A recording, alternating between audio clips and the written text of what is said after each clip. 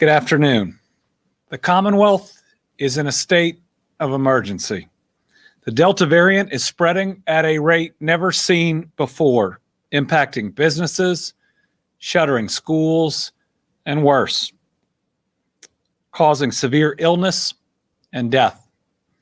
Nearly every day, we set records in the number of Kentuckians hospitalized in the ICU or needing a ventilator just to breathe. In previous surges, the governor, me, was empowered to act, to do what is necessary to stop the spike, to flatten the curve, to save lives. But a recent state Supreme Court decision has changed that. Now, that burden will fall in large part on the General Assembly. They'll have to carry much of that weight to confront unpopular choices and to make decisions that balance many things, including the lives and the possible deaths of our citizens. Beginning the day after that decision, my administration and me personally began calls with and meetings with legislative leadership. We mutually agreed to take a little bit of time with the status quo intact for them to determine next steps. I think that was a good first decision. It showed thoughtfulness over simply reaction.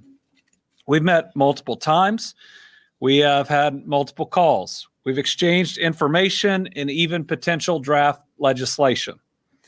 At this point, and with the deadline approaching where our declared state of emergency would end and many of our tools that are so necessary to fight this pandemic would evaporate, now is the time to act. So today, I'll be signing the official call for the General Assembly to meet in special session beginning 10 a.m. on Tuesday morning. As with every special session, it is limited to the call itself. Under the call, the General Assembly will be asked to extend the state of emergency to January 15th. That's when they would be back again and be able to have time to act. It'll ask them to review executive orders and agency and cabinet orders. It'll ask them to determine my ability to require masking in certain situations, depending on where the pandemic goes and how bad any area is. It'll ask them to appropriate funding to further the fight, funding that is left over from the American Rescue Plan Act dollars that were not needed for certain things they were appropriated for. They'll be asked to provide our schools with flexibility. So this session will be about COVID, about the General Assembly under the Supreme Court's decision, making determinations on this fight moving forward, and it is a heavy load to carry. There are a few other things, since we will have the legislature in town, that are also on the call. Number one is to extend the state of emergency in Nicholas County for the flooding in Carlisle for 30 to 45 days. That is just in case we need to do some extra steps, as that flooding has been particularly bad, and things like temporary housing have been requested for longer. It also asks the General Assembly to provide the Cabinet for Economic Development with additional flexibility for projects over $2 billion of investment. We have never operationalized a project of that size. I think there's only been one that had a package approved, and it never happened. But as we sit here today, we have at least 5 potential projects that would be that size. In other words, the largest in our Commonwealth's history. But other states have tools in their toolbox to make offers for those projects that we don't have. And so this asks the General Assembly to help us be competitive, but to keep the same spirit we have in our current incentive package. It also would give us flexibility on the Glendale site, which is Kentucky's mega site, to move fast if needed, simply because it is in demand. So at this moment, I will be signing the proclamation that will officially call the legislature into special session beginning 10 a.m., which is, I believe, when the House will convene on this coming Tuesday.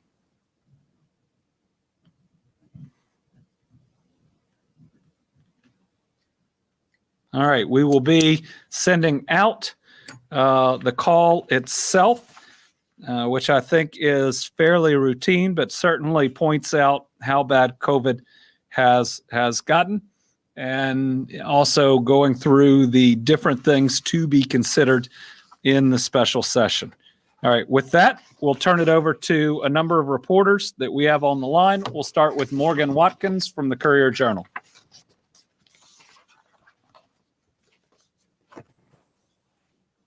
Thanks, Governor. You said one of the goals of the legislative session will be to determine your ability to require masking in certain situations.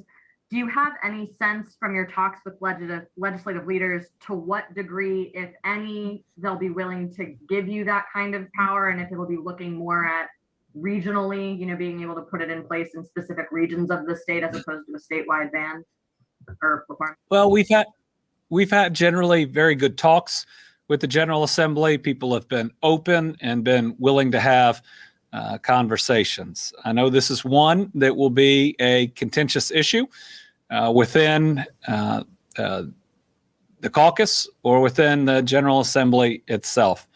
I have stated very clearly that I believe that this authority is absolutely necessary, as we would not have been able to stop the previous surges without using it. We would not have been able to flatten the curve without the ability to require masking. Remember that kept our emergency rooms and our hospitals from overflowing and being overrun before.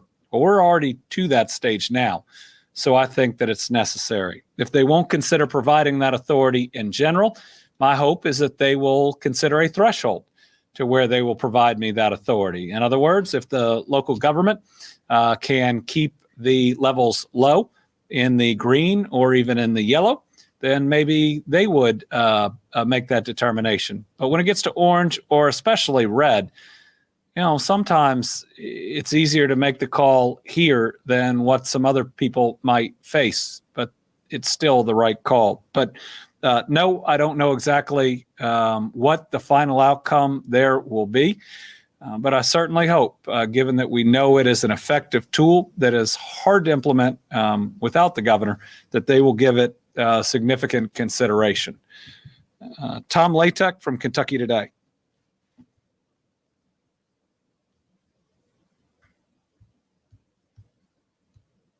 I know you're on here, Tom. We can't have a press conference with council. There you are. I was having a little difficulty unmuting. Sorry about that. I've got two quick ones. First of all, if you could explain what the Glendale site is, I'm not sure of that. And then secondly, there's been a lot of discussion over the last week or so about NTI, the flexibility to do it on not just a district level, but as a little tighter, say like a school level or even a classroom level. Is that something that's going to be part of your call or part of your proposal? Sure. So the Glendale site is a mega site off I-65.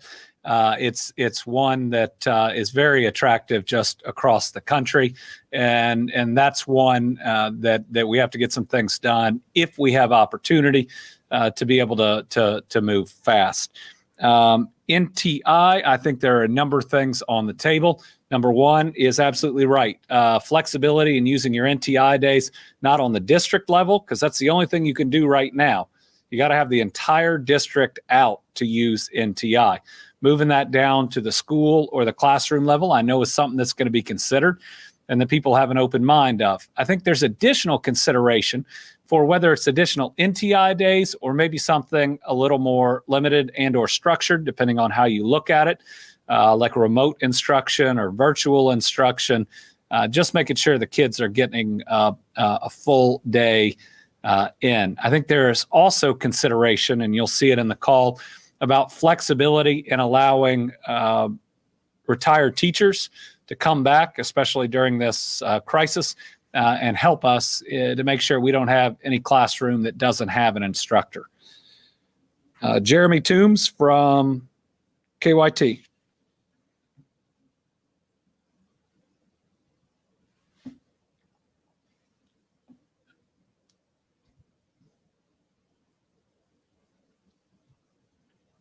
Yeah, thank you, Governor.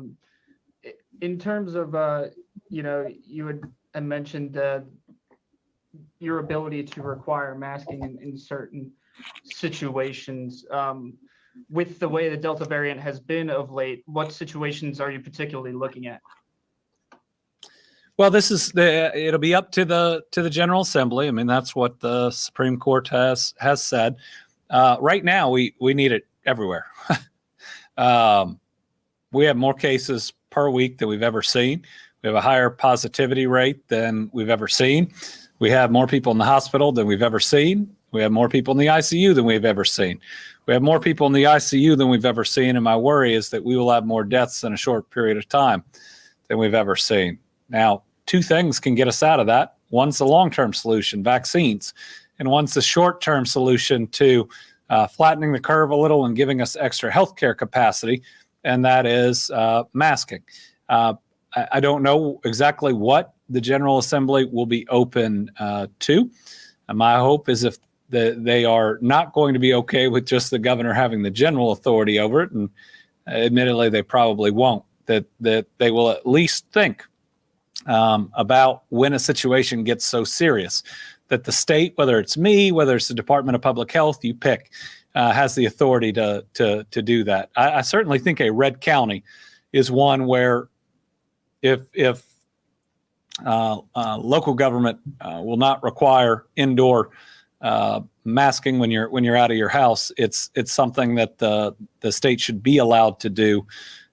Certainly, at least during the Delta variant. But again, that's their call. We've had constructive conversations.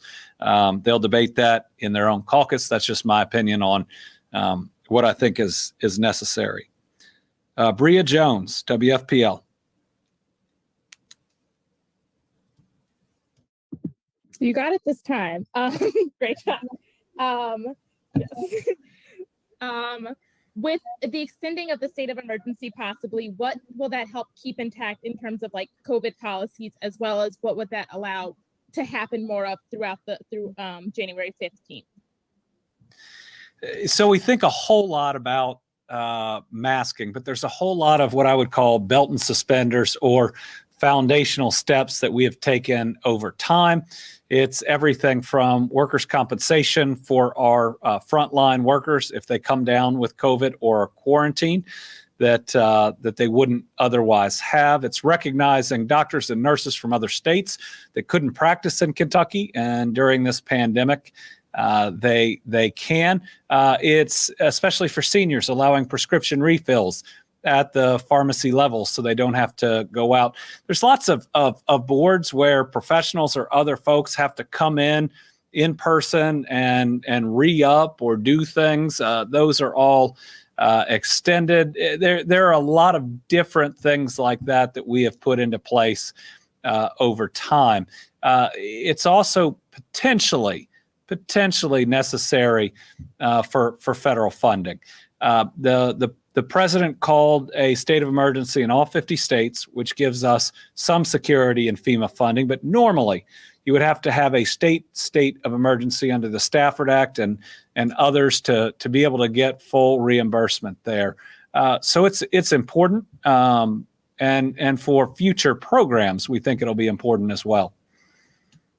Molly Lair, WLWT, Cincinnati. My question is about quarantine rules. There are a lot of districts that are struggling with hundreds of students who are home.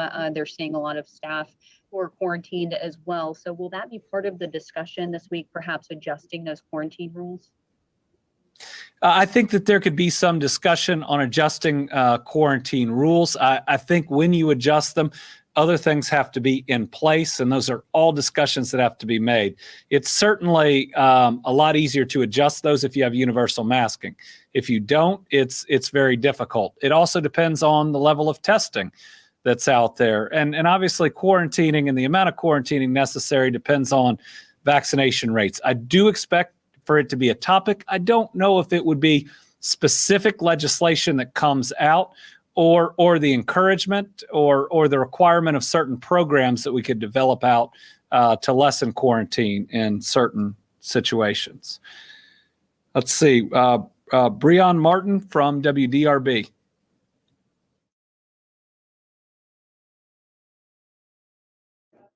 Thank you, Governor. With Kentucky's COVID surge, have any of these measures already been agreed upon with the General Assembly, or is this something you're asking for? I think that we have seen certainly on, if I can, the belt and suspenders pieces, a lot of agreement. But the way that the legislation that they passed that was upheld by the Supreme Court makes us come back for basically everything that we have done, and them to pass an act that approves many of those things moving forward. So I expect that there is a lot of agreement on a lot of things. Now, I think there's some very important things like masking that there may be disagreement on, and will probably be a big part of the discussions. But we've had good talks, and we've even exchanged drafts of different things. So there's been a lot of exchange of information. And while I wouldn't say that there's been an agreement on specific legislation, there's been an agreement on what we need to do. There's been an agreement on the topics for the special sessions. And as opposed to some other special sessions, this is a have to, right? The law requires that if we want the state of emergency to continue, we have to do it. Kaylin Massey from WLKY.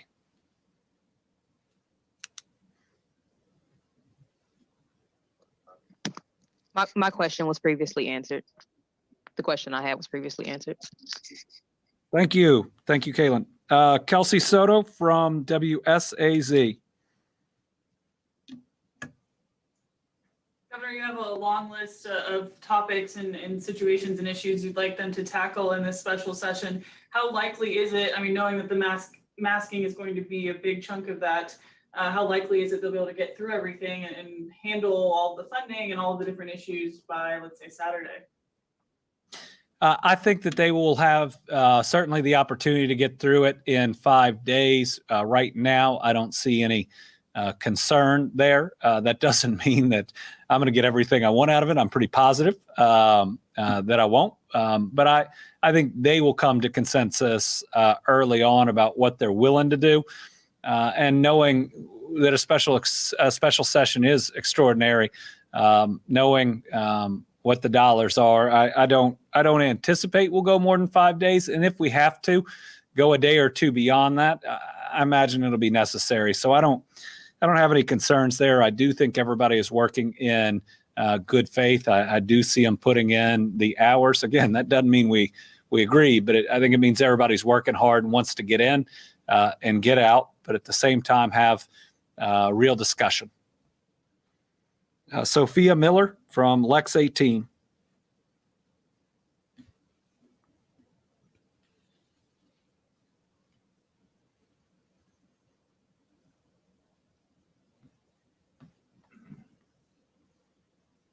All right, Tom Kenny from WTVQ.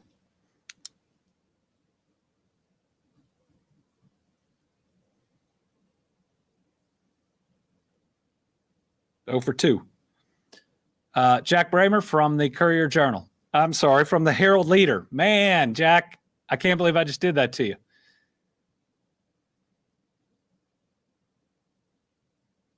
Did we lose everybody? I can hear the clicking. Let's give it a minute.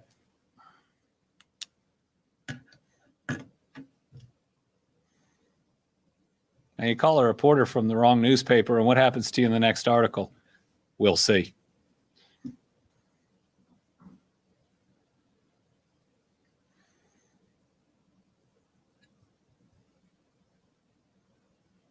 Okay, you want me to try one more? Al Cross, if you're on.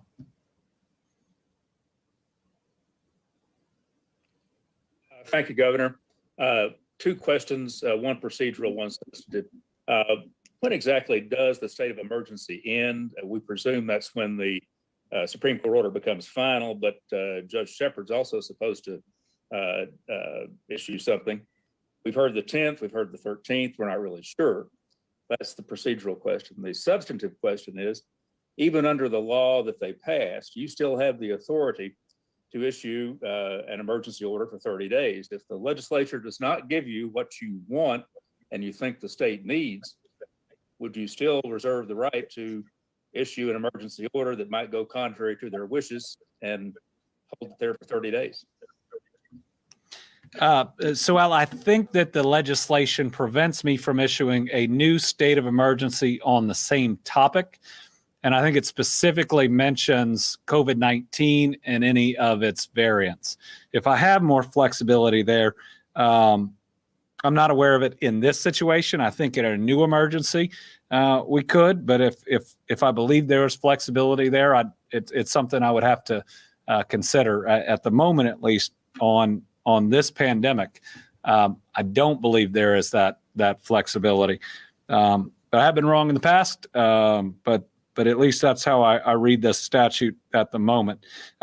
We also believe that this state of emergency ends September 10th at midnight, but we also believe that we're at a place where it's time to move, and there's a lot of uncertainty out there as the Delta variant continues to burn through Kentucky as hot and as quickly as it has. I think we also have Spectrum on the line.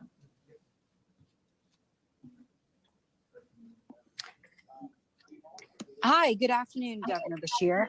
I wanted to know, focusing on schools, I know one school district in Eastern Kentucky is having to pick up contact tracing in addition to the juggling of quarantines and stuff. Will there be any conversations about helping out school districts at this time during the special session? I think there's going to be conversation about stabilizing funding.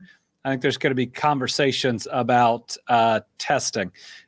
We'd really have to sit down and talk with school districts on the contact tracing side because they know their setup so well, and they're so directly responsible for the safety of their students. I get that it is taking every administrator all day long doing this right now. I've talked to them. I know them, and we can talk to them about what those additional needs are. I do think, though, that a lot of that is alleviated if you can say, instead of us having to go on NTI for the entire school district, or even just the school, that we know we have 4 positive cases in this 3rd grade class. If we get flexibility, that 3rd grade class could go NTI or could go remote learning, and the rest of the school would not. So I think that there are a number of different tools that are going to be considered that will cut down significantly on that amount of work. I will admit it's hard to move that from someone who is so knowledgeable, like those school administrators, and so directly tied into where those kids are at all times. So. All right, we're going to try Sophia Miller from Lex 18 again.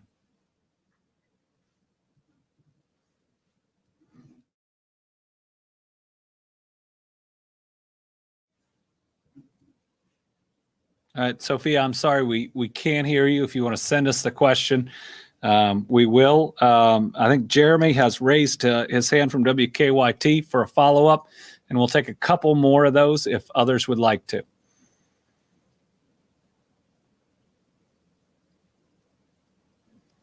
Thank you, Governor. Just wanted to ask about the current situation in Nicholas County that's prompted you to extend the state of emergency. Where is Nicholas County at right now, and where is FEMA at in terms of providing federal assistance? So we don't have a final FEMA decision on individual assistance. We wished we did. And Nicholas County's disaster, which is awful, is a little different from many because we rarely see this level of devastation on what is almost a main street, a core street inside of a city that is that has caused so much damage here. I don't know that we will necessarily need the extra days, but given how hard they've been hit, given people's desire for additional temporary housing if we can, given the insurance company's stance towards these individuals, which I do not agree with, we just want to have some additional flexibility that's there. All right, I think that's it. We will begin this special session 10 a.m. on Tuesday. I want to thank legislative leaders, including Speaker Osborne, President Stivers, certainly all the leadership teams and everybody that helps them out on working towards this.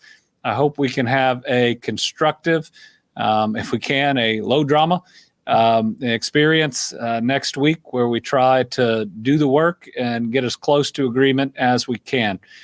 But I will admit, and they know this, these are heavy decisions and a tough time when so much is on the line. So we will see you Tuesday morning. I hope everybody has a good but a safe Labor Day weekend. Remember, it's dangerous out there. This variant's spreading. If you are unvaccinated, you'll get it. And unfortunately, you're likely to get very sick. If you're vaccinated, you still very well may get it. So please be careful. Wear a mask when you're indoors, but outside of your home. And if you haven't, please, please, please get vaccinated. Thank y'all very much.